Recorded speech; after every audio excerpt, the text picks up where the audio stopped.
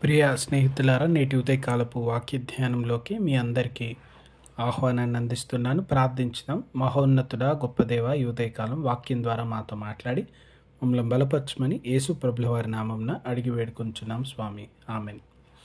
ప్రియమైన విశ్వాసులారా, నేటి ఉదయకాలము తృప్తి కలిగి జీవించుట, మీకు కలిగి ఉన్న వాటిలో తృప్తి కలిగి ఉండుట అనేటువంటి వాక్యాన్ని ధ్యానించుతా ఉన్నాం. హెబ్రీలకు రాసినటువంటి పత్రిక 13వ అధ్యాయం ఈ ధారావాహిక ధ్యానాల్లో దేవాదేవుడు మనతో మాట్లాడుతున్నటువంటి మాటలు, మీకు కలిగిన వాటితో తృప్తి పొంది ఉండుడి. ఈ వాక్యంని ధ్యానించక ముందు మీకు ఒక చిన్న కథను తెలియజేయడానికి ఇష్టపడుతున్నాను. కొంతమంది తుంటరి పిల్లలు ఆ దినాన స్కూల్ ఏ రీతిగానైనా జరగకుండా ఆపాలని ప్రయత్నం చేసి ఒక 9 మేకల్ని స్కూల్కి తీసుకొచ్చి క్లాస్ రూమ్స్ అన్నిట్లో వదిలిపెట్టినారు. ఆ మేకల్ని వదిలిపెట్టకముందు వాళ్ళు ఏం చేసినారంటే ఒక్కొక్క మేకకు ఒక పేపర్తో నెంబర్ రాసి దాని మీద అతికించి ఆ మేకకు దాన్ని పేస్ట్ చేసి ఆ స్కూల్లో వదిలిపెట్టినారు. 1, 2, 3 ఆ రీతిగా 8 మేకలు. 8 అయిన తర్వాత చివరి మేకకు 9 అని రాయకుండా 10 అని రాసి ఆ మేకలన్నింటినీ ఒక్కొక్క క్లాస్ రూమ్లో, ఒక్కొక్క ఫ్లోర్లో, కొన్ని స్థలాల్లో వదిలిపెట్టినారు. ఆ మేకలు స్కూల్ అంతా తిరుగుతూ అనేక రూమ్లలోకి వెళుతూ చాలా చెత్త చేసి మురికి చేసినాయి. స్కూలు కొద్ది గంటల్లో తెరిసిన తర్వాత మొదటగా వచ్చిన స్టాఫ్ ఆ మురికిగా ఉండడం, మేకల అరుపులు చూస్తూ వాటన్నిటినీ ఒక్కొక్క మేకను పట్టుకోవడం జరిగింది. 1, 2, 3 8వ మేక దొరికింది, 10వ మేక దొరికింది. వారందరిలో ఆలోచన ఏంటంటే 9వ మేక కనబడట్లేదు. 9వ మేక ఇంకా ఎక్కడ తిరుగుతుందో, ఎక్కడుందో, ఎంత మురికి చేస్తుందో కొంతసేపు దాన్ని వెతికి అది దొరికే వరకు మనం స్కూల్ ఉండొద్దు అని హాలిడే ఇచ్చి ఆ దినమంతా 9వ మేకను వెతకడంలోనే నిమగ్నమైపోయినారు. వాళ్ళు ఎంత వెతికినా దొరకలేదు. కారణం, వారు వెతికే 9వ నెంబర్ మేక లేదు. ఈరోజు మనలో కూడా అనేకులు ఆ లేని దాని కొరకు వెతుకుతూ ఉన్నారు. ఆ లేని దాని కొరకు ఆశపడుతూ ఉన్నారు. ఆ లేనిది ఉంటే బాగుండని కోరుకుంటా ఉన్నారు. ఆ లేనిది దొరికితే మంచిదని అనుకుంటా ఉన్నారు. మీకు కలిగి ఉన్న వాటిలో తృప్తి పొందండి. ఈ దినాన మన జీవితాల్లో లేని వాటి కొరకు ఎంతో ఆశ, నిరాశ, దుఃఖం. 2 ప్రాముఖ్యమైన విషయాలు జ్ఞాపకం ఉంచుకోండి. 1, మనకున్న వాటిలో సంతోషంతో, ఆనందంతో తృప్తిగా జీవించాలి.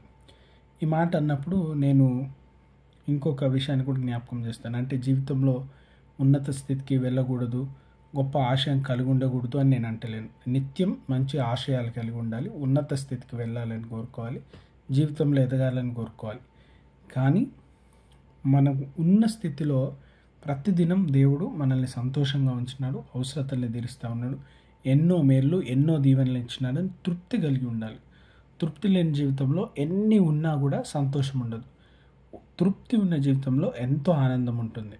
పౌలు గారు తిమోతికి రాస్తూ, సంతుష్టి సహితమైన దైవభక్తి గొప్ప లాభ సాధకమై ఉన్నది. సంతుష్టి సహితమైనటువంటి దైవభక్తి. దేవుడు అన్నీ ఇచ్చినాడు, ఇచ్చిన వాటిలో మేము సంతోషంగా ఉన్నాం అని ప్రతిదినం దేవునికి వందనాలు చెల్లించాలి. ప్రియమైన వారలారా, మానవ జీవితంలో చాలా దుఃఖం, ఆయాసం కలిగి ఉండడానికి కారణం నిత్యం ఇతరులతో పోల్చి చూసుకోవడం. ఇతరులతో పోల్చి చూసుకున్నప్పుడల్లా ఆయాసము, దుఃఖము, కష్టం, ఇంకా ఏదో లేదు, ఇంకా ఏదో కావాలి. మానవ జీవితంలో దేవుడు ఎన్నో ఇస్తూ ఉన్నాడు, ఎంతో దీవిస్తూ ఉన్నాడు. మన స్థితి, మన పరిస్థితికి తగ్గట్టుగా ప్రతిమేలిస్తున్నాడు. సింహపు పిల్లలు లేమి గలవై ఆకలి గొనును, కానీ యెహోవా యందు భయభక్తులు గల వారికి ఏ మేలు కొదవై ఉండదు. మేలు కొదవ కాకుండా నిత్యం ఇచ్చేటువంటి దేవుడు ఉన్నాడు. కనుక మొట్టమొదటిగా దేవుడు మనకిచ్చిన వాటిలో సంతోషంతో, ఆనందంతో దేవునికి వందనాలు చెల్లించాలి. 2, తృప్తి కలిగి జీవించడం నేర్చుకోవాలి. మనకున్న వాటిల్లో తృప్తి కలిగి జీవించడం నేర్చుకుంటే అందులో నుంచి పొదుపు నేర్చుకుంటాం, అందులో నుంచి కొంత దాచుకోవడం నేర్చుకుంటాం. మన హృదయం నెమ్మది ఉంటుంది, రాత్రి నెమ్మదిగా నిద్రపోతాం, ఉదయం సంతోషంతో లేస్తాం. మన చుట్టూ ఉన్న వారిని బట్టి, లేదా మనం పొరుగు వారిని బట్టి, వీరిని బట్టి ఎప్పుడు పోల్చుకోవద్దు. ప్రియమైన వారలారా, దేవుడు నిన్ను, నన్ను ప్రత్యేకంగా ఈ లోకంలో ఏర్పరిచినాడు. ప్రతి వ్యక్తి, ప్రతి వారు దేవుని దృష్టిలో ప్రత్యేకమైన వారే. ప్రతి వారి పట్ల ప్రణాళిక కలిగి ఉన్న దేవుడు. కనుక నీ జీవితంలో, నా జీవితంలో ఏది అవసరం ఉన్నామో, ఏది అక్కరుందో, ఏది ఇవ్వాలో దేవుడు ఎరుగుతాడు. ఈ మాట చెప్పిన తర్వాత దేవుని వాక్యం ఈ రీతిగా తెలియజేస్తుంది. ఆయన నిన్న, నేడు, సదా ఏకరీతిగా ఉన్న దేవుడు. నిన్ను ఏమాత్రం విడువను, ఎడబాయినన్నటువంటి దేవుడు. ఆ దేవుడు మన జీవితంలో ఉన్నాడు. కనుక నిరాశ, నిస్పృహ, పొందకూడదు. మనకి ఏది అవసరమో వాటి ఇచ్చి దేవుడు, వాటిని బలపరచు దేవుడు. అదే రీతిగా తర్వాత వచనంలో యేసుక్రీస్తు నిన్న నేడు ఒకటే రీతిగా ఉన్నాడు. ఆయన యుగములకు ఒకటే రీతిగా ఉండువాడు. నిత్యం మనల్ని బలపరచువాడు, ఎన్నడూ మారనివాడు. తన ప్రేమను కనపరచటందు వెనుదీయనటువంటి దేవుడు. ఆ దేవుడు మన జీవితాల్లో ఉన్నాడు. కనుక ఏదో కొదువైంది, ఏదో లేదు అనే ఆలోచన నుంచి మొదట బయటికి రావాలి. మనమున్న దాంట్లో తృప్తి కలిగి ఉండి నేర్చుకోవాలి.